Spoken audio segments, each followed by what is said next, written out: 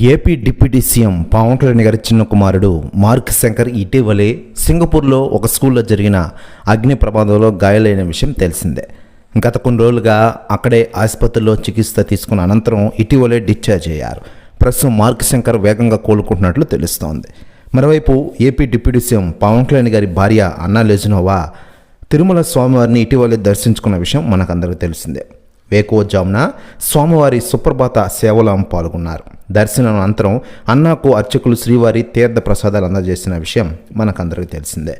మరోవైపు ఆమె స్వామివారిని దర్శించుకుని మొక్కులు చెల్లించుకున్నారు. తమ కుమారుడు కోలుకోవడంతో తిరుమలలో మార్క్ శంకర్ పేరు మీద అన్నదానం కార్యక్రమం కూడా చేసిన విషయం తెలిసిందే. తలనీలాలు కూడా సమర్పించారు. మరోవైపు అన్నా లెజనోవా ఈ విషయం తిరుమలలో ఆమె తలనీలాలు సమర్పించడంపై ఇప్పటికే సెలబ్రిటీలు, రాజకీయ నాయకులు స్పందిస్తూ ఉండగా తాజాగా బీజేపీ చీఫ్ పురంధరేశ్వరి గారు స్పందించారట.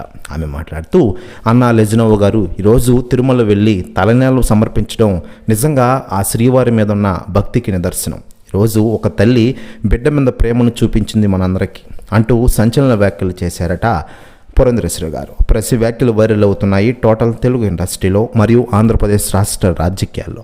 మరోవైపు పవన్ కళ్యాణ్ గారు ప్రస్తుతం ఆంధ్రప్రదేశ్ రాష్ట్ర ఉప ముఖ్యమంత్రిగా రాణిస్తున్న విషయం మనకందరికీ తెలిసిందే.